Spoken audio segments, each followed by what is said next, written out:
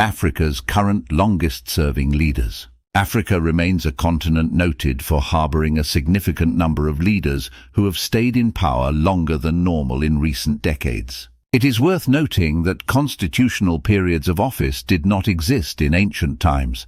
The concept of leadership terms came with the advent of democracy, becoming a core doctrine of democratic values honored in advanced democracies, though with varying descriptions and practices. Since gaining independence, many African nations have claimed to practice democracy. However, the vast majority of these governments have been widely condemned both domestically and internationally for violating core democratic values, including constitutional term limits, free and fair elections, the rule of law, and more. These failures have earned Africa the label of having transitional democracies. Many African leaders managed to cling to power for decades, either by force, breaking laws, or bending constitutions. This has been a prevalent norm throughout the modern history of the continent. In this episode, Diaspoint provides a summary of the current longest-serving African heads of state. 1. Teodoro Obiang Nguema Mbasogo, President of Equatorial Guinea. Teodoro Obiang Nguema Mbasogo, an Equato-Guinean former military officer, has served as the second president of Equatorial Guinea since August 3, 1979. As of 2024, he is the second longest consecutively serving national leader in the world.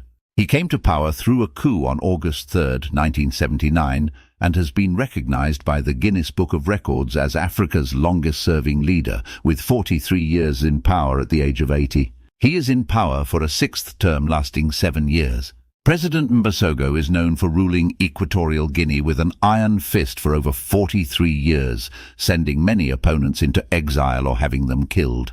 He has repeatedly amended the constitution to maintain his grip on power and has crowned his radical son the vice president. Despite this, he receives little criticism from Western democracies, likely due to his compliance with their interests at the expense of his people and the unity of Africa. He is widely accused of scheming to hand power to his son, known for his wayward behavior inside and outside Equatorial Guinea. 2. Paul Biya, President of Cameroon. Paul Biya has been the President of Cameroon since November 6, 1982, having previously served as Prime Minister from 1975 to 1982. Cameroonians have endured Biya's unchallenged and hardline rule for 40 years. At the frail age of 90, he spends more time in France than in Cameroon, likely for better healthcare services. Biya runs the country through a small, trusted circle of cronies, whom he appoints and banishes as he sees fit. Discussing succession is taboo, even among his closest supporters, and he has overseen a ruthless crackdown on dissent since his highly contested re-election in 2018. Biya has garnered support from France for his loyalty and submission to Western interests at the expense of his country and the unity of Africa. He is often overlooked when recounting the bad leadership that has plagued the continent with poverty and exploitation.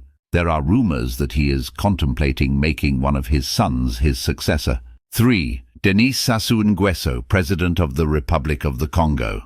Denis Sassou Nguesso, a Congolese former military officer, has been President of the Republic of the Congo since 1997. At 78, he has been in power for 38 years, serving as president from 1979 to 1992 before returning to office in 1997 after a civil war. He was re-elected in 2016 after a new constitution was passed and won a fourth mandate on March 21st this year. Sassou Nguesso has led many constitutional manipulations to maintain his grip on power. As a former military officer, he deals ruthlessly with opponents who dare to challenge him. No Congolese can predict when he will leave power, but it will certainly not be through constitutional provisions. He is also rumored to be contemplating making his son his successor. 4. Yoweri Museveni, President of Uganda. Yoweri Kaguta Museveni Tibuhaburwa has been the 9th and current president of Uganda since 1986. At 78, he has led his country for 36 years, having been re-elected in January 2021 for a sixth term. Museveni, a former military man who led Uganda's civil war, earned admiration as a liberator. He has led numerous constitutional changes to maintain his grip on power. A Supreme Court ruling to abolish an age ceiling of 75 allowed him to stand once again. Ugandans expect that Museveni will continue to do as he pleases without consequence. Museveni surrounds himself with loyalists, including his son Muhoozi Kainerugaba, the Chief of Defence Forces of the Uganda People's Defence Forces. It is highly expected that Museveni is preparing his son as his successor. His son has openly declared his intention to run for the office of Ugandan president in 2026. 5. King Mswati III, Kingdom of Eswatini. Mswati III, Ngwenyama of Eswatini, is the head of Africa's last absolute monarchy. He has veto power over all branches of government and is constitutionally immune from prosecution. Ascending to the throne in 1986, he has ruled for 38 years. Mswati III is known globally for his appetite for luxury, exemplified by his collection of exotic cars and beautiful women. Any call for a modern system of government by citizens is countered as rebellion and met with brutal oppression. The end of this ancient system is unpredictable, but it will not likely occur during Mswati III's reign.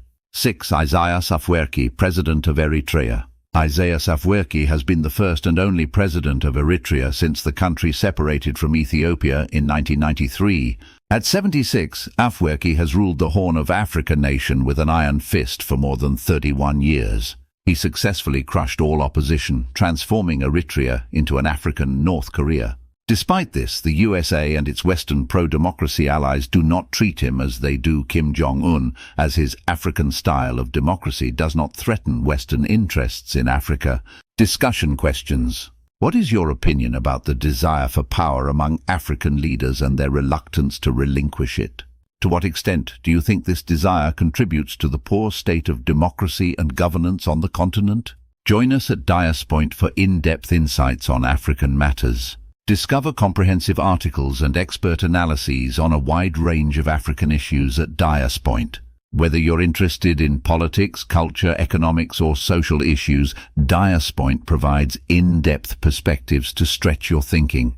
Help us broaden awareness by sharing our articles and engaging with the contents. Together, we can foster a deeper appreciation and awareness of Africa's diverse and dynamic landscape. Visit and recommend Diaspoint today and be part of the conversation.